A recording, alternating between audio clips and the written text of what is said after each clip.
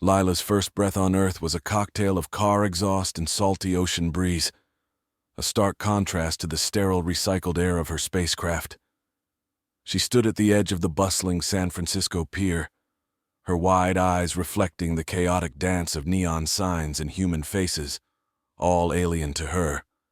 Her guardian, a middle-aged Earthling named Thomas Reynolds, held her hand with a gentleness she hadn't expected from a species she'd been taught to view as primitive and reckless. "Welcome to Earth, Lila," Thomas said, his voice a soothing balm against the cacophony of earthly sounds. "This is going to be your home now." Lila looked up at him, her face a canvas of mixed emotions. "Is it always this noisy?" she asked, her voice barely a whisper amidst the noise. Thomas chuckled. "Only in the cities. You'll get used to it."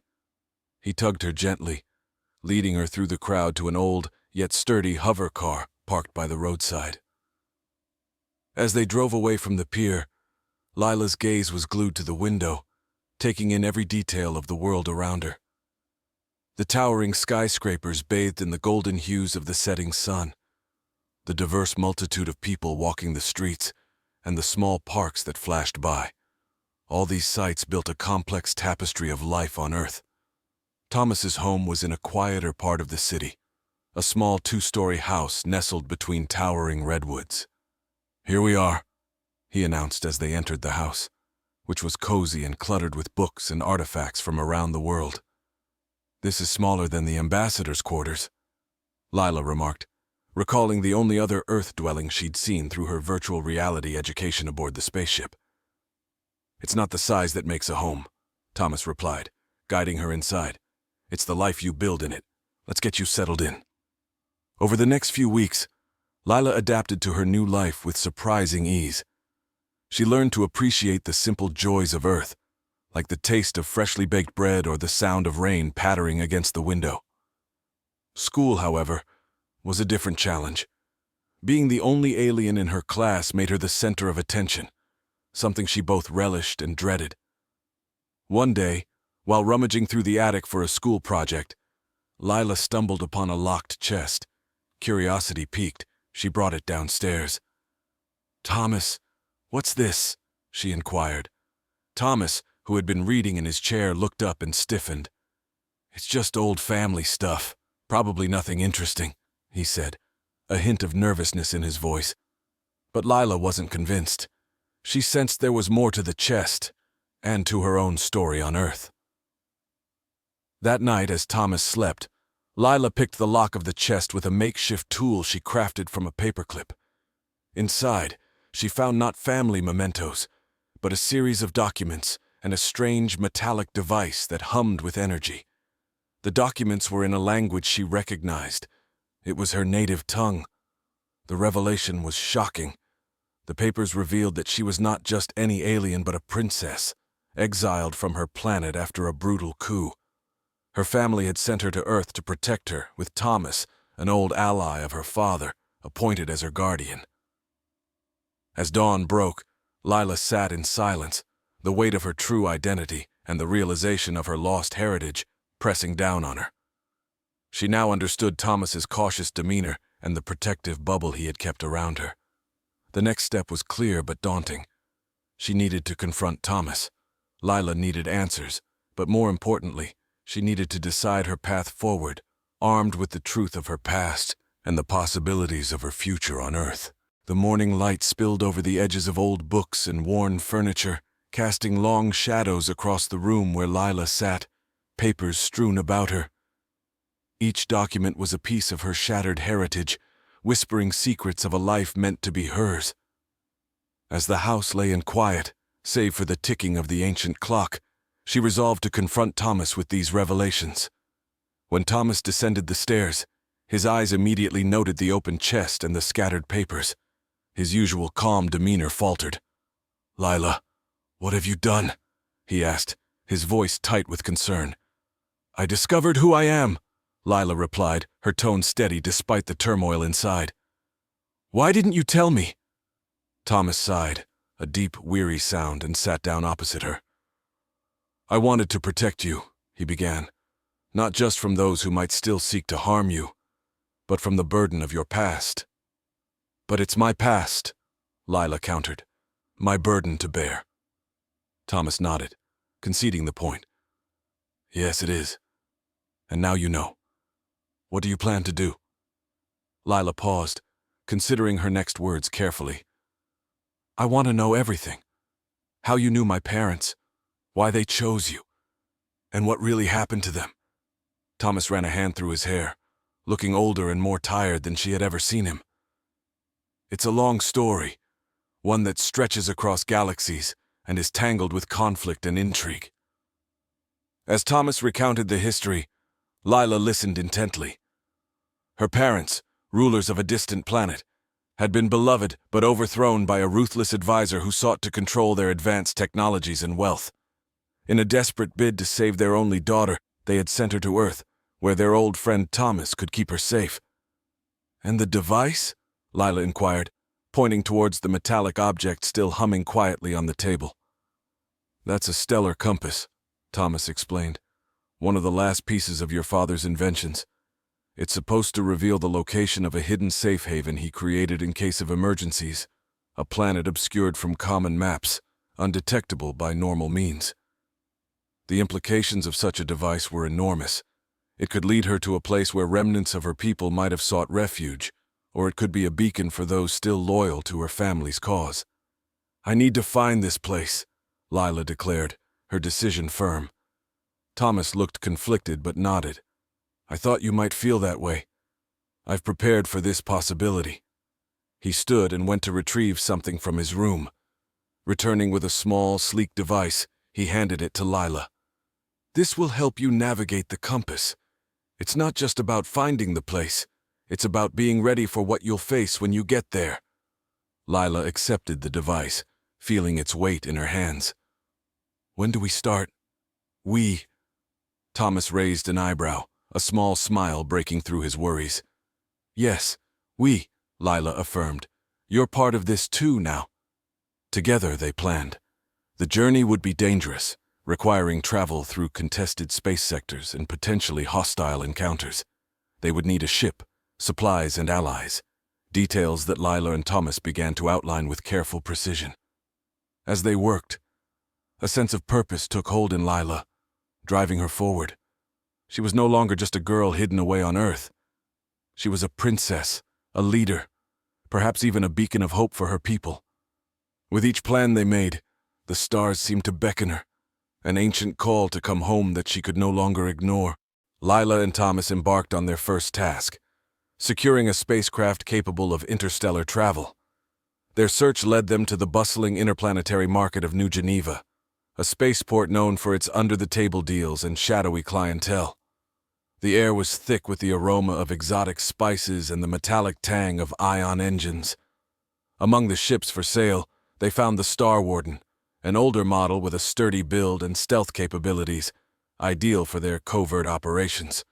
While Thomas negotiated with the ship's dubious seller, Lila wandered through the market.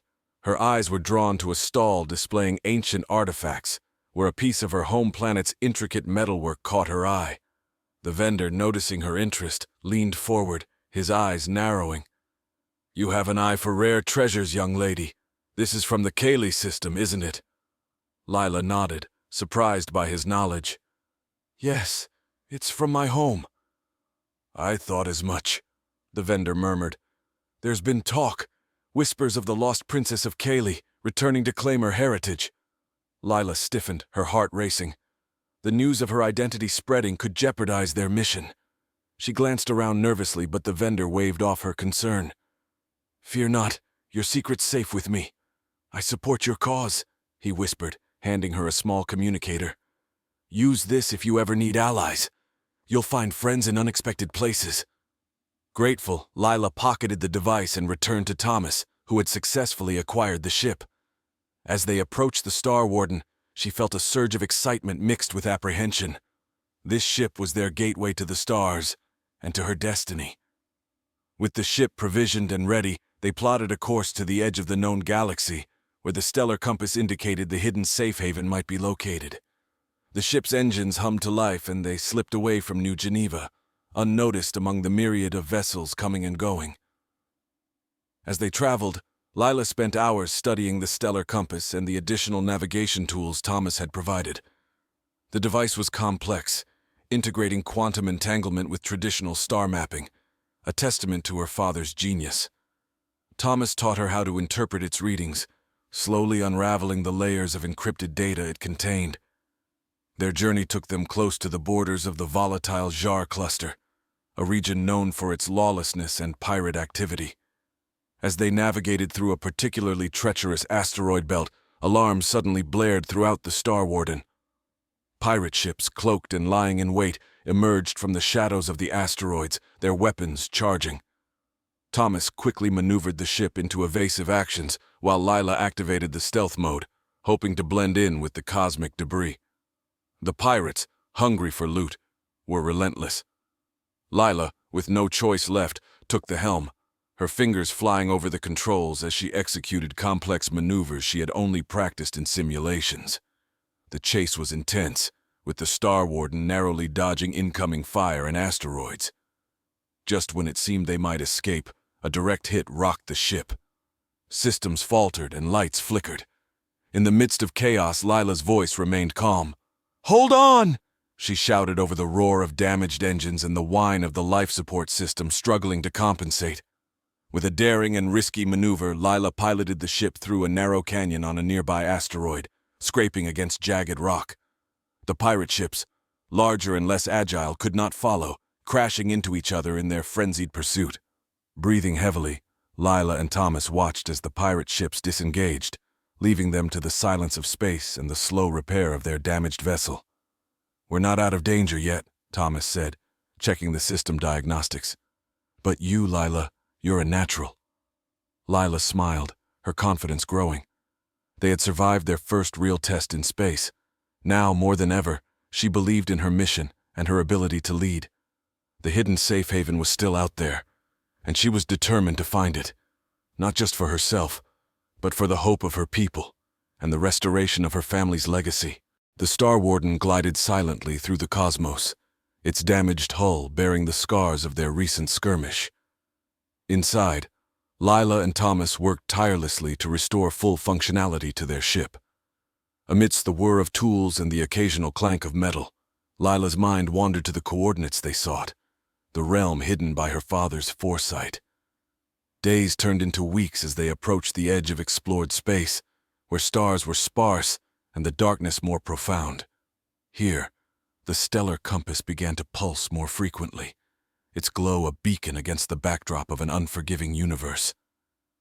"I've got something," Lila exclaimed one evening, her voice echoing through the ship's narrow corridors. The compass had locked onto an anomalous signal, distinct yet faint, like a whisper on the cosmic wind. "It's a frequency only this compass can decode. We must be close." Thomas joined her at the navigation console, his eyes scanning the data. "It's clever," he observed.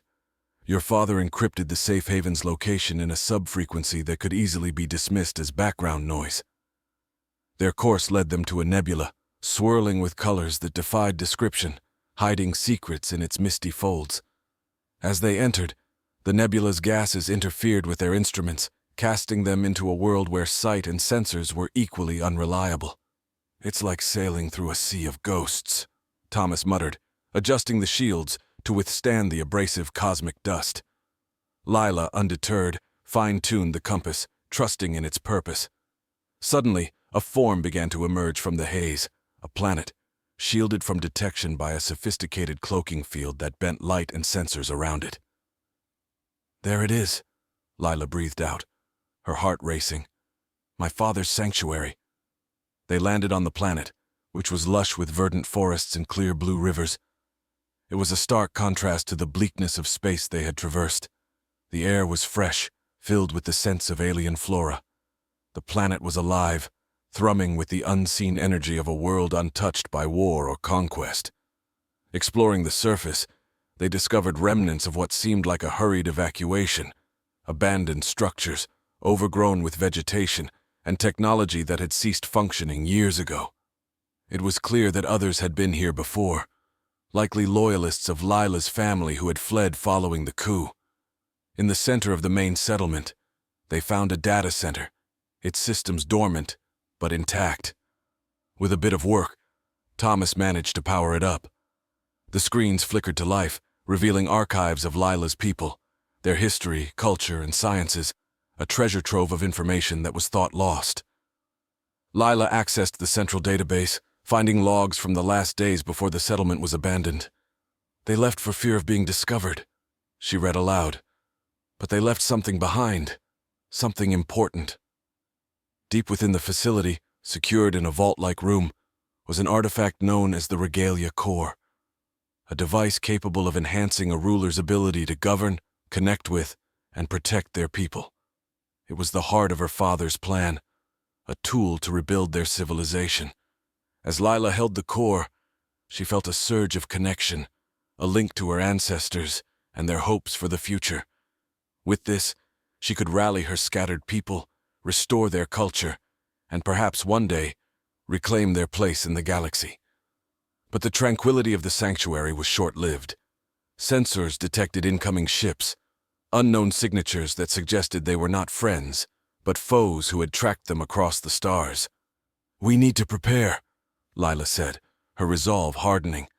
"This sanctuary isn't just a place of refuge now. It's a stronghold, and we must defend it." Together, they strategized, using the planet's natural defenses and the technology at their disposal. Lila was ready to stand her ground. She was not just fighting for her past, but for a future that could change the destiny of her people forever. As the unknown ships drew closer, the once serene sanctuary transformed into a battleground. Lila and Thomas activated the planet's defense systems, a network of satellites and ground-based turrets that had lain dormant for years. The air hummed with renewed energy, the forgotten technology awakening just in time to protect its new inheritors. The incoming fleet revealed itself, a coalition of mercenary ships hired by those who had usurped Lila's throne. They expected easy plunder, not a fortified position. As they breached the nebula, the first volleys of laser fire lit up the void, painting streaks of deadly beauty across the starlit canvas. Thomas manned the orbital defense controls, launching countermeasures that filled the space around the sanctuary with a chaotic ballet of explosions and debris. Meanwhile, Lila focused on the ground defenses, her fingers dancing over holographic interfaces to deploy energy shields and direct firepower. Amidst the chaos, Lila's connection to the Regalia Core deepened. It not only amplified her tactical acumen, but also seemed to resonate with the very essence of the planet. The ground beneath their feet vibrated, the native flora reacting to the conflict as if defending its sovereign. Vines and roots entangled enemy ground troops that had landed, hindering their progress towards the main facility. In the skies, the battle raged fiercely. Thomas's expertise as a pilot from his younger days on Earth came to the forefront as he outmaneuvered and outthought the enemy's tactics. "We're holding them off, Lila, but I don't know how long we can keep this up," he yelled over the din of the control room. Lila, her eyes glowing with a fierce determination, turned to a last untested function of the Regalia Core. She initiated the Planetary Defense Protocol, a measure designed by her father as a final safeguard. The planet's atmosphere began to churn, storm clouds forming at an unnatural pace, lightning striking with precision at enemy ships, as if guided by the will of the planet itself. The mercenaries, unprepared for such a display of power, began to falter. Their formation broke as several of their ships were either disabled or destroyed. Panic spread through their ranks, communicated in frantic transmissions that Lila and Thomas intercepted. "We need to push them now," Lila decided, her voice carrying an authority that felt ancient and powerful. She directed the remaining ground forces, a mix of automated drones and defensive turrets, in a coordinated strike against the invaders. The turning point came when a particularly bold maneuver by Thomas led to the capture of the mercenary fleet's flagship. Boarding the vessel with a small security drone, they accessed its communication logs, discovering the identity of those who had financed the attack. Rivals from her home system, desperate to prevent her return. With the flagship under their control, Lila sent an ultimatum to the remaining enemy forces. "Leave now, and you will be spared. Persist, and you face not just me, but the wrath of this world." Her voice, augmented by the Regalia Core, boomed through the enemy comms, underscored by the storm's raw energy. The mercenaries, their morale shattered, retreated, disappearing into the depths of space from which they had come. Lila and Thomas watched them go, the weight of their victory settling in. They had defended the sanctuary, but both knew this was only the beginning of their struggle to reclaim her heritage and her throne. As they surveyed the aftermath, the sanctuary's sun dipped below the horizon, casting long shadows over the land. The battle was over, but the war for Lila's legacy was just starting. With the Regalia Corps and the secrets of the sanctuary at her disposal, she was no longer just a lost princess.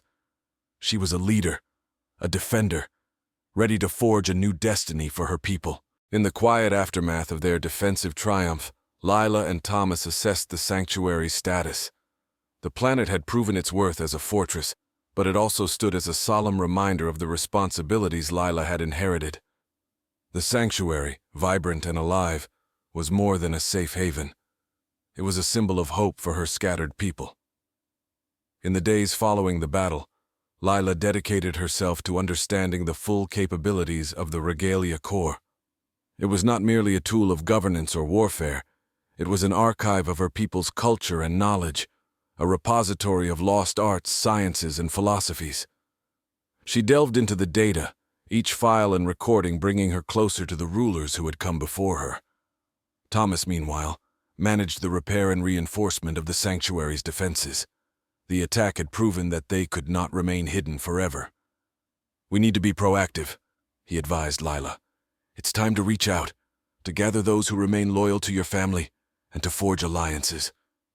Taking his counsel to heart, Lila used the sanctuary's communication systems to send messages across the stars. She broadcasted her survival and her claim, her voice echoing in the void, carried by waves and frequencies that reached distant systems where pockets of her people might still linger in hiding or under oppression. The responses trickled in slowly at first, then in a steady stream. Messages of support, relief, and allegiance poured in from corners of the galaxy Lila had only read about in the sanctuary's archives.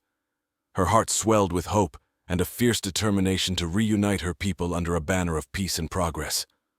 Among the allies were skilled pilots, seasoned diplomats, and brilliant scientists, all eager to contribute to the revival of their civilization.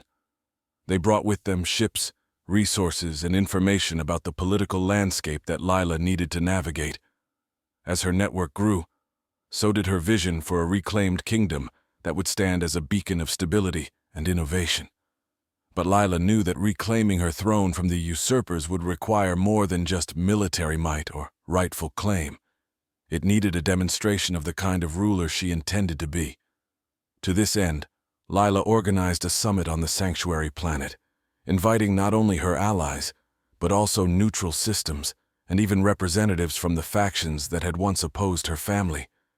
It was a bold move, fraught with risk, but necessary to show her commitment to diplomacy and unity. The summit was set beneath the ancient trees of the sanctuary, their leaves whispering in the winds of change. Representatives from various systems gathered, their faces etched with curiosity and caution. Lila addressed the assembly with a poise that belied her years, her words resonant with the power of the Regalia Corps. "We are at a crossroads in our history," she began, her voice carrying across the gathered crowd. "We can continue down the path of conflict and division, or we can forge a new path together, one of peace, prosperity, and mutual respect." Her speech was met with applause, and more importantly, with thoughtful nods and considerate murmurs. Dialogues began, tentative at first, then growing in depth and confidence. Agreements were drafted, not just for ceasefires, but for cooperation in trade, technology, and cultural exchange.